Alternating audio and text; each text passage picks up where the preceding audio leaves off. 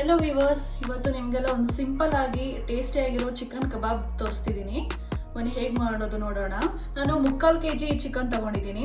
ಕಬಾಬ್ ಪುಡಿ ಹಾಕ್ತಿದ್ದೀನಿ. ನಾನು ತೇಜು ತೊಗೊಂಡಿದ್ದೀನಿ. ನಿಮ್ಗೆ ಯಾವ ಬ್ರ್ಯಾಂಡ್ ಆದರೂ ಯೂಸ್ ಮಾಡ್ಬೋದು. ಇದೊಂದು ಪ್ಯಾಕೆಟ್ ಫುಲ್ ಹಾಕಬೇಕು. ಇದಕ್ಕೆ 1 spoon red chilli powder, 1 tea spoon pepper powder, ಒಂದು ಸ್ವಲ್ಪ ಗಾರ್ಲಿಕ್ ಪೇಸ್ಟ್, ಸ್ವಲ್ಪ ಜಿಂಜರ್ ಪೇಸ್ಟ್. ಇವೆರಡು ಒಟ್ಟಿಗೆ ಎರಡು ಮಿಕ್ಸ್ ಇರೋದನ್ನ ಆ್ಯಡ್ ಮಾಡ್ಕೋಬೋದು. ಜಿಂಜರ್ ಗಾರ್ಲಿಕ್ ಪೇಸ್ಟು, ರುಚಿಗೆ ತಕ್ಕಷ್ಟು ಸಾಲ್ಟ್, ಒಂದು ಮೊಟ್ಟೆ ಹಾಕ್ತಿದ್ದೀನಿ,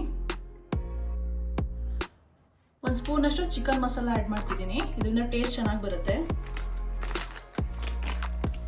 ಹಾಫ್ ಲೆಮನ್ ಜ್ಯೂಸು,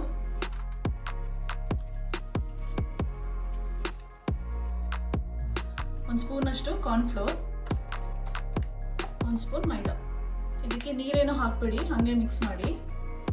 ಸೊ ಈಗ ಮಿಕ್ಸ್ ಮಾಡಿದ್ದೀನಿ. ನಾನು ಸ್ವಲ್ಪ ಮಸಾಲ ಕಮ್ಮಿ ಅಂತ ಅನ್ನಿಸ್ತು, ಅದಕ್ಕೆ ಇನ್ನೊಂದು ಅರ್ಧ ಪ್ಯಾಕೆಟ್ ಕಬಾಬ್ ಪುಡಿ ಆ್ಯಡ್ ಮಾಡ್ಕೊತಿದ್ದೀನಿ.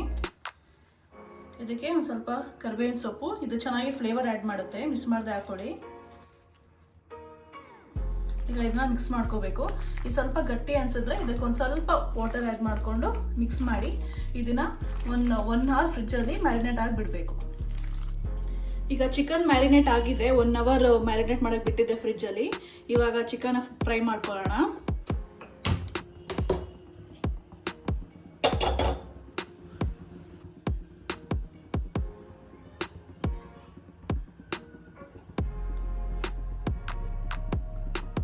ಎಣ್ಣೆ ಕಾದಿದೆ, ಈಗ ಚಿಕನ್ ಪೀಸ್ ಹಾಕ್ತಿದ್ದೀನಿ.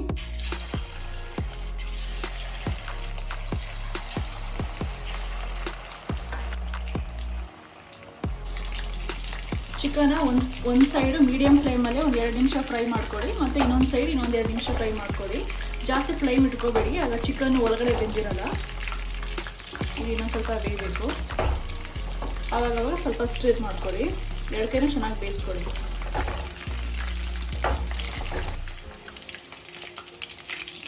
ಇದಾಗಿದೆ. ನೀವು ಮನೇಲಿ ಇನ್ನೊಂದ್ಸತಿ ಟ್ರೈ ಮಾಡಿ ನೋಡಿ, ಕಮೆಂಟ್ ಮಾಡಿ ಹೇಗಿದೆ ಅಂತ. ನಮ್ಮ ಚಾನಲ್ ಸಬ್ಸ್ಕ್ರೈಬ್ ಮಾಡಿ, ಸಪೋರ್ಟ್ ಮಾಡಿ. Thanks for watching.